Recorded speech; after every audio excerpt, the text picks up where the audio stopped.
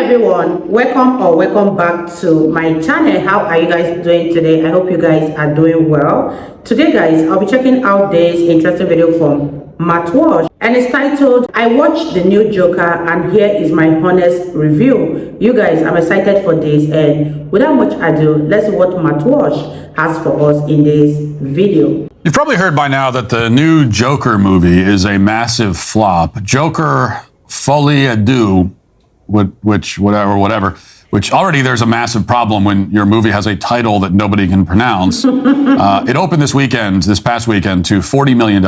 And by most standards, $40 million would seem to be a lot of money. The problem is that the film had a $190 million budget. Wow. Probably about double that for marketing. And the first film, which grossed $1 billion worldwide, opened to more than double the 40 million figure. So this movie had a massive production budget. It was the follow-up to one of the most successful R-rated films of all time, and it had near total cultural penetration. Everybody knew that the sequel was coming out. The ads for the movie were everywhere.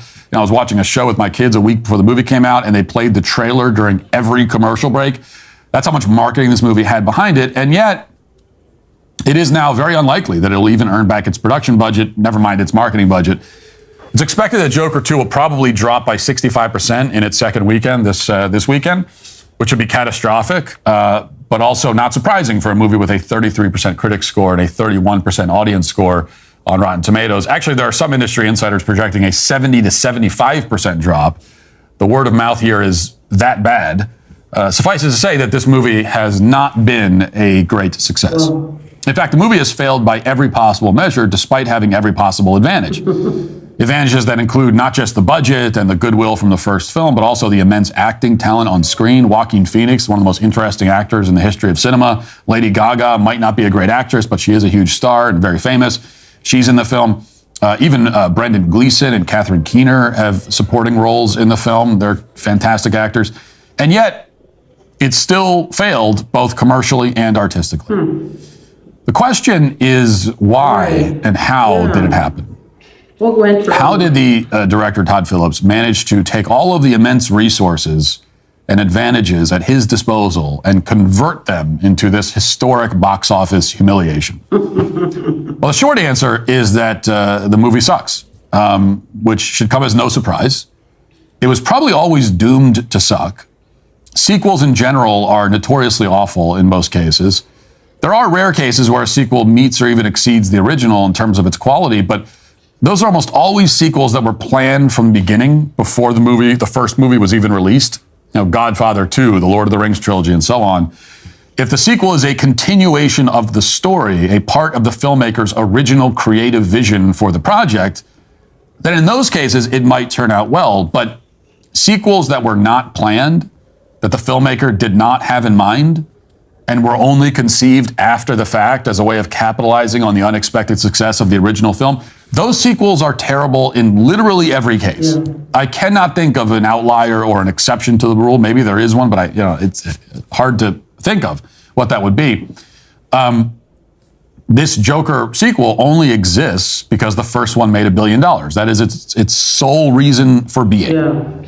And the chances that a movie studio will make a movie for that reason and somehow wind up with a quality piece of art at the end of it is vanishingly small. Like, again, I'm not sure that it's ever happened in the history of the film industry.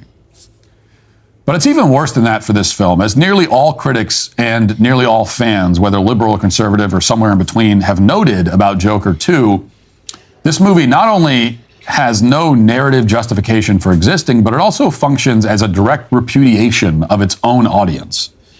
The film's fundamental misstep is that it hates the people who are watching it. Wow, you guys. What are your thoughts on this video, and what do you think about the Joker 2? Do you guys think that most movies that do well don't do well if there is a part 2 that follows it? Leave your thoughts in the comment section. And aside from everything that Walsh has listed, what do you guys think are the other reasons why this movie flopped so bad? Leave it in the comment section down below, and let's continue watching, you guys. Which is a pretty significant misstep. So spoiler alert, you can mute this now if you don't want to hear how the movie ends. I'd be doing you a favor if you let me ruin it for you, but it's up to you. If you haven't heard yet and you don't want to hear, then stop listening. But The basic plot of the movie is that Joker's in prison. He meets Lady Gaga's character, who's supposed to be Harley Quinn. And the first part of the movie is basically just him in prison as Arthur Fleck, not the Joker. And then in the second half, it turns into kind of a courtroom drama where they literally relitigate the events of the first movie, basically recapping what everybody saw in that film. They're just like telling the story again. There are random musical numbers that are sprinkled in throughout because the movie is sort of a musical for some reason. And by the end, Joaquin Phoenix's character has a change of heart, repudiates his Joker alter ego, and is shortly thereafter stabbed to death by one of his own fans, who then carves a smile into his face and I guess becomes the new Joker. So it's a Joker movie where Joker spends almost the whole movie not being the Joker until he renounces the Joker and is killed, and the movie ends. And this, again, is being interpreted by most viewers as a very unsubtle critique of the fans of the first film, which it probably is, although there is another explanation. With these cash grab sequels, there are really only two ways that they ever go. And one way is for the sequel to basically just repeat all of the events of the original, just a kind of more of a remake than a sequel, which is the approach that Phillips took for his Hangover sequels, for example. Hangover 2 and 3 are just Hangover 1 done again in a different environment. The other strategy that you see sometimes, though not as often, is for the second movie to just do the opposite of whatever the first movie did. And that's what happens in this film. At least that's where it ends up, is in the opposite place. The problem is that doing the same thing or doing the opposite both result in redundancy and pointlessness. And in both cases, the movie has no new ideas. Yeah. It can only mirror the first movie.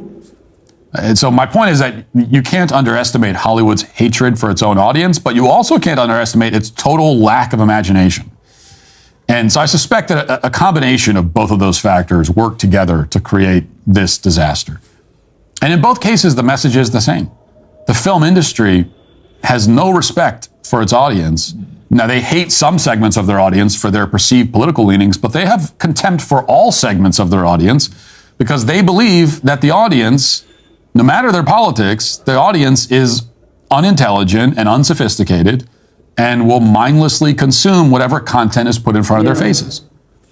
Hollywood, for the most part, no longer tells stories that they believe are worth telling, which is the only reason any story should ever be told. That's true. And it's the basic motivation behind every great film ever made. A great artist wanted to tell the world a story. That's why good movies are made. And that may be a significant oversimplification, but this is the basic reason why every good film exists. It seems so obvious that you just can sort of take it for granted, but you can't take it for granted anymore because these days stories are constantly being told by Hollywood, despite the fact that even the people telling the story don't really think it's worth telling. Like there's nothing about the story that resonates even with the storytellers themselves. And that's what Joker 2 is. It's also 98% of everything else that Hollywood churns out, which is why the movie industry is dying. The movies themselves are not dying. Movies will exist for as long as humans love stories, which they always have and always will. But the industry in its current form won't last forever, or probably for very long. It doesn't deserve to. And that is why Joker, Foley, whatever, is today canceled. Wow, you guys, what are your thoughts on this video?